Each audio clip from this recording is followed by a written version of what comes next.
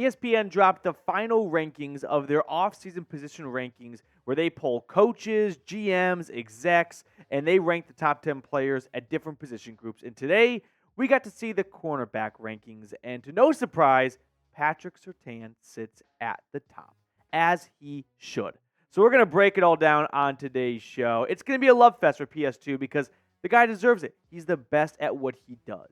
Now, I got a not-so-nice slack, I'll put it, from my boss today saying, you've been sitting right below 23,000 subscribers for a long time at the Broncos Breakdown. Let's get that number to 23,000 before the weekend hits. So do me a solid right now. Hit that sub button down below. Help us reach the next milestone as we continue to grow this channel. Now, let's look at ESPN's cornerback rankings, where Pat Surtain comes in at number 1 ahead of Denzel Ward from the Cleveland Browns and Sauce Gardner from the New York Jets. And you can kind of feel that Pat Surtain and Sauce Gardner, just based on when they entered the league, I feel like they're kind of destined for a positional rivalry and debate for the next decade on all the ESPN and Fox Sports 1 shows out there. L'Jarius Sneed at 4, by the way, then Jalen Ramsey, Trent McDuffie at 6, ahead of Jaire Alexander from the Packers at 7. Jaylon Johnson at 8 seems criminally low. Devon Witherspoon from Seattle at 9 after just one season. And then Derek Stingley, who was in the same draft class as Sauce Gardner, but has struggled to stay healthy, although last year he had 5 interceptions in 11 games. So it's definitely pointing up for the former LSU Tiger. But when it comes to Pat Surtain coming in at number 1, I'm not surprised in the slightest. I enjoy these positional rankings that ESPN has been rolling out throughout the summer. It's not Fowler and like Adam Schefter coming together and putting their own list together. It's NFL coaches, coordinators, execs, GMs, scouts. And when I saw that they were rolling out the cornerback rankings today, my first thought is before I click on this, and I don't know if anyone else operates under the same way, like before you click on an article that's got like a list or a ranking in it, you kind of predetermine in your head, I better see this team in this spot. Otherwise, the entire list is erroneous.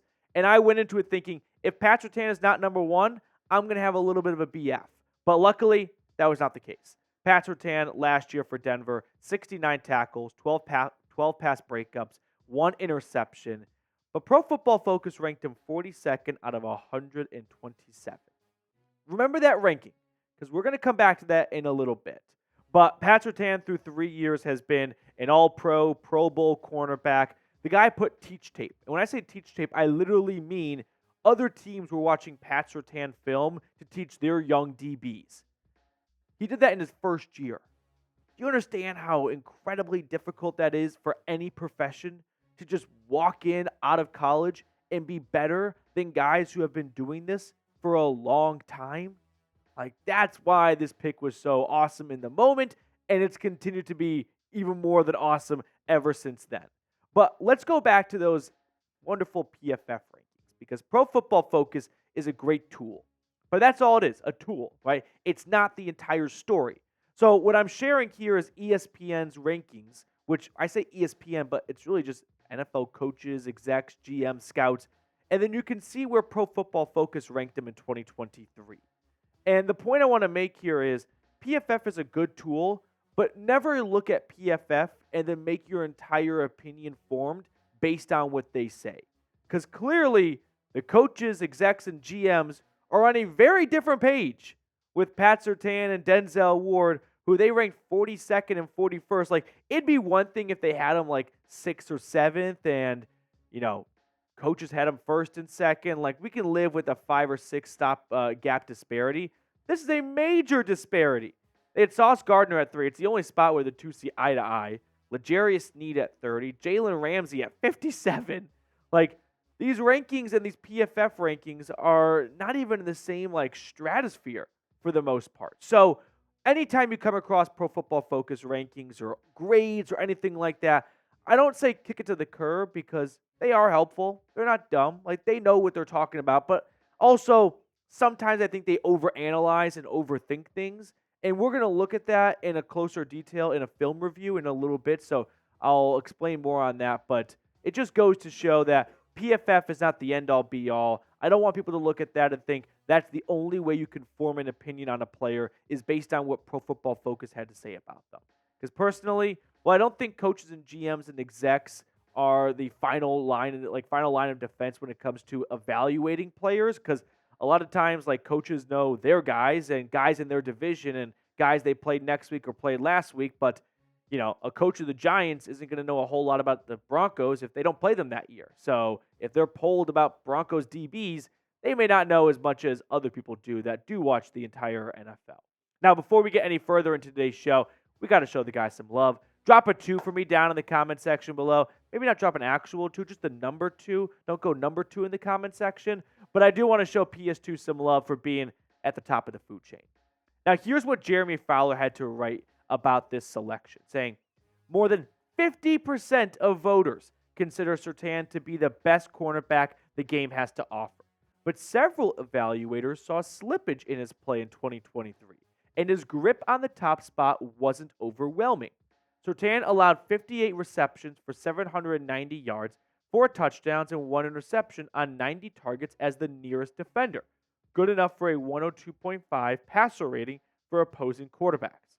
The context, according to multiple coaches who prepped for Surtain, is Denver sometimes played in softer zones that attached Surtain as the nearest defender quite loosely at times, and random plays such as a 68-yard double move score from Robbie Chosen late in a blowout loss to Miami affected the bottom line. That last sentence to me really jumped out to me about the 68-yard touchdown to Robbie Chosen and how 68 yards and a touchdown is now attributed to Pat Surtain's coverage stats. And so what I decided was, well, let's go look back at that play. Like, is Pat Surtain really at fault, and should he be charged with 68 yards and 1 touchdown? So let's do a film review for a moment here.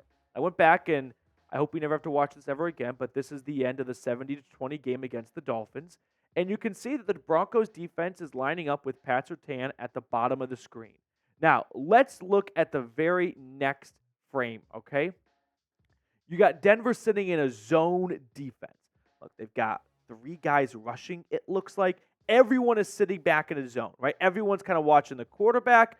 And you can look at the other side of the screen where the other Broncos cornerback, I believe that is Damari Mathis, while he's currently kind of pressing up on a man, you're going to see in just a moment, he also is sitting in a zone, because to me it looks like both cornerbacks believe that the safeties have the top end of the defense, and for them the job is to keep the guy in front of them and then pass him along to the safety. However, the guy circled in red, De'Aaron Turner-Yell, who was filling in for Justin Simmons this week, he is not on the same page with the rest of the defense. Like, look at his other safety, Kareem Jackson. He's standing 5 yards further back from the line of scrimmage. Meanwhile, De'Aaron Turner-Yell appears to be running into the middle of the field where Denver already has 2 defenders. Take it one step further, and Pat Surtain now is going to be charged with a touchdown given up to Robbie Chosen. However, it's not really fair to PS2. I think the real blame here is, without knowing the play call exactly, De'Aaron Turner-Yell, based on where everyone else is lined up, appears to be in the wrong spot. Look at Kareem Jackson. He's back up at the 45-yard line. Like, he's sitting deep. My guess is Pat Surtain thought De'Aaron Turner-Yell would be deep and that he could pass off Robbie Chosen to him. Instead, De'Aaron Turner-Yell decides, let's go triple team this receiver in the middle of the field. Like, clearly that can't be the actual play design, right? That someone's not doing their job correctly. So when you see plays like that, it's not really fair to guys like PS2 because, sure, they're the nearest defender, so they get attributed with 68 yards and a touchdown, but they were just doing the play call, which was a zone defense, and unluckily for PS2, the safety behind him wasn't behind him. He decided to run up into the middle of the field, and now Pat Surtain is charged and blamed for a 68-yard touchdown. So sometimes these coverage stats, they don't tell the whole story. Now, I want to share what an NFL personnel director had to say on Pat Surtain, saying, complete corner that can play in any coverage and has size, instincts, ball skills, and will tackle. I like the corners that can do it all. How about this from an NFL coordinator? He did not have the best year, but he's still the best pure talent. He moves the best, and you can do the most with him as far as coverage, So if I'm starting a team, I'm probably picking him. Isn't it kind of crazy that even in a bit of a down year, which, listen, I don't think Pat Surtain, through 3 seasons of his NFL career, put together the best season in 2023, but then again, he had Delaire and Turner-Yell at times starting at safety and just a horrendous start from Vance Joseph's defense. So all that kind of muddied the waters. But still, despite all that, despite not being at his A-plus game and just his A game, he's still the number 1 corner. Do you understand how ridiculously good you have to be at any profession to have a down year and still be the number 1 guy?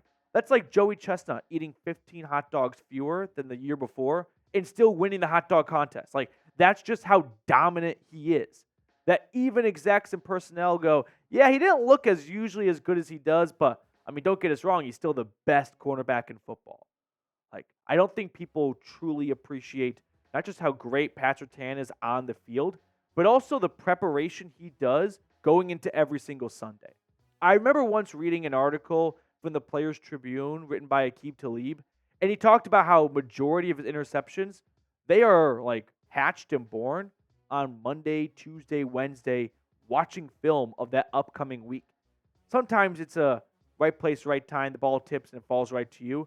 But a lot of time it is looking at film, noticing, okay, when this receiver lines up in the slot on 3rd and long, he always runs this same route. But I know that because I watched film for their last 4 games over and over again and picked up that tendency. So I'm going to jump this route because I know it's coming because they've done it every single time. And I'm going to expose them for that. Like, those little things, they might just pop up as 1 interception on a box score. But there's so much more that goes into it. And not all interceptions are equal. You're not always going to have lucky breaks and lucky tips that fall right to you. But you want to have guys that are going to be putting in the man hours leading up to Sunday so they can put themselves in position to be successful. That is Patrick Surtain II.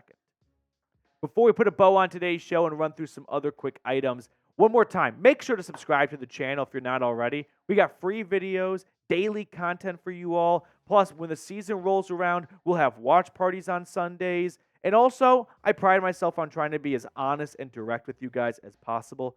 I could come up here and tell you that the Broncos are going to go 17-0 and Bo Nix is going to be the NFL Rookie of the Year, and that'd be awesome. Don't get me wrong, that'd be terrific. But I don't feel like that'd be honest. And so what I pride myself on is trying to be as direct and to the point with you guys as possible and not sugarcoat things and just tell you what you want to hear.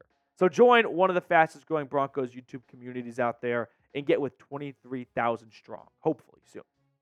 So one last time, let's revisit the cornerback rankings from ESPN. Pat Surtain at number 1. Denzel Ward, I think, is deserving of being 2. The only knock against the Warden is the lack of availability. He's always coming to injuries throughout his career, but if he could put together a full season, I think the rest of the NFL would know just how dominant he is, and not just the folks in Northeast Ohio. Sauce Gardner is interesting. One of the coordinators or personnel coaches wrote that he gets away with holding every single play, and if it was called, no one would view him as a top 10 cornerback. I'm guessing that was written by a Patriots, a Dolphins, or a Bills coach. You could almost sense the anguish and tone in the writing. L'Jarius Sneed at 4. I mean, Broncos fans and the rest of the AFC West know he's just a tough SOB to go up against. He'll get flagged a lot for holding, but man, is he physical. Jalen Ramsey is as smooth as they get. Trent McDuffie is definitely a rising corner that, unfortunately, we got to deal with. Jaire Alexander has missed a lot of time lately. I'm not super high on him. Jaylon Johnson at 8 feels criminally low. He was one of the best cornerbacks in football last year. I think he should be around 4 to 5. Devon Witherspoon at 9. I didn't watch enough of him last year in his first season to put together a great opinion, but hopefully after week 1 we'll have a better idea, and hopefully it's not looking like the number 9 cornerback for our sake. And then Derek Stingley at 10. Man, if he can stay healthy, I think he's definitely a top 10 cornerback.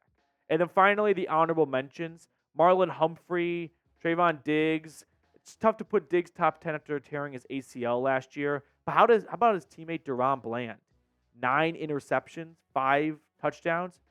Like, if anyone that was taken in the first round of the draft put together 9 interceptions in years 3 of their career, they would be top 10 or at least an honorable mention. So that one seemed like an oversight. A.J. Terrell from Atlanta, that checks out to me.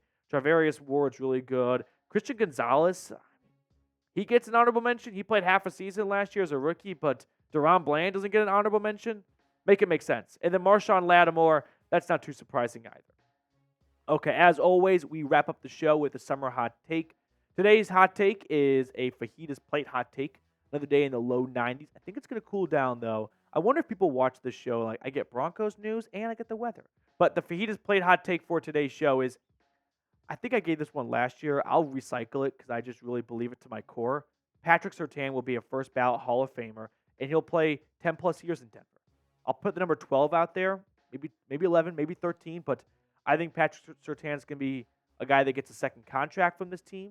So 5 years on his rookie deal, 5 years on his next contract, maybe signs 2 1-year or a 2-year contract after that one is up. And I think we're looking at a guy that's going to play a decade plus in Denver, have his jersey retired, and be a Hall of Famer. So that's my hot take for today. In year 3, I'm calling a first ballot Hall of Famer.